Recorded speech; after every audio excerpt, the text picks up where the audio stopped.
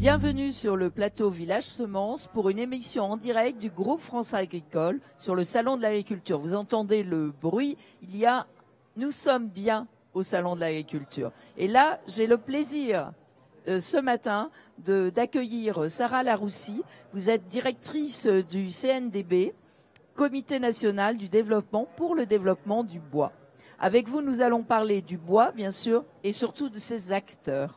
Alors, quelle est la mission du CNDB ? Alors, le Comité national pour le développement du bois a pour but de promouvoir l'utilisation du bois dans la construction, l'aménagement et la rénovation. Nous avons deux cibles. D'un côté, les acteurs de la maîtrise d'œuvre, maîtrise d'ouvrage. Donc, ce sont tous ceux qui conçoivent, fabriquent des bâtiments en bois, tout type de bâtiments. Et de l'autre, des acteurs grand public, le grand public, pour faire passer nos messages sur la gestion forestière, l'utilisation du bois dans l'aménagement, la décoration et dans leur habitat au sens très très large. Les acteurs sont nombreux. Nous avons deux grandes catégories d'acteurs au sein de la filière forêt-bois française.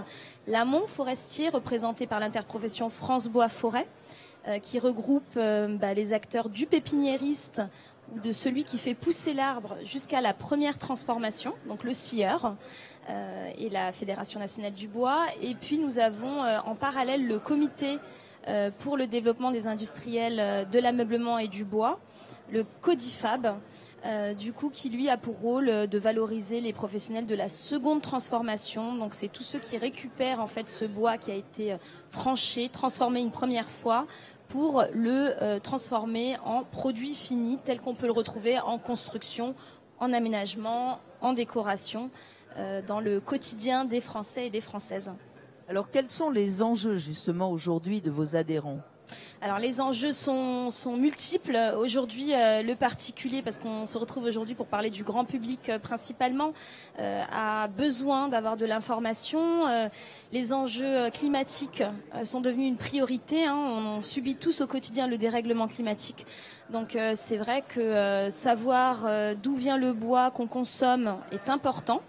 Savoir comment il est transformé également. Donc notre rôle, c'est vraiment d'être transparent sur la transformation du bois de nos forêts françaises jusqu'aux entreprises françaises qui conçoivent et accompagnent l'utilisation du matériau bois, et puis apporter des informations très génériques aussi, parce que le grand public s'informe aujourd'hui par Internet, par les différents médias. Il y a une recherche d'informations, il est réellement acteur de cette recherche. Donc c'est vrai que lui transmettre des informations du type qu'un tiers de notre territoire est composé de forêts françaises, que nous n'utilisons que 50% de l'accroissement naturel, qu'aujourd'hui il y a des milliers de professionnels français qui sont présents pour l'accompagner dans son acte de construire, et qu'il faut faire appel à ces professionnels-là pour s'assurer que la meilleure essence est utilisée pour construire et aménager, et que du coup son habitat sera durable, sont des messages importants pour nous. Alors, vous êtes présente sur le SIA, enfin en tout cas certains de vos adhérents. Quels sont justement les messages qui sont portés par certains des acteurs de la filière ?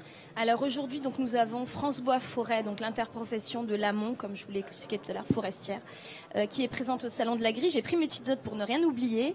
En hall 4, sur le stand de B140, où là, la thématique abordée est multiple. Donc bien sûr, faire connaître l'ensemble des organisations professionnelles que fédère l'interprofession. Aussi promouvoir un message autour des métiers, étant donné que sur le stand de France Bois Forêt, on découvre à l'échelle 0,75 la charpente Notre-Dame, réalisée par les Compagnons du Devoir. Magnifique charpente, c'est magnifique. Ouais. Donc à découvrir avec tous ces savoir-faire français aujourd'hui qui sont encore méconnus et qu'on souhaite valoriser, mettre en avant. On a l'Office national des forêts qui lui est présent en hall 4 sur le stand B134 et qui a réalisé une scénographie autour du changement climatique et de la biodiversité. Donc on vous invite également à aller les rencontrer et échanger avec eux sur ces deux thématiques. Et puis enfin, les prochains temps forts, ça me permet de faire le lien entre nos prochains temps forts au sein de la filière forêt-bois française.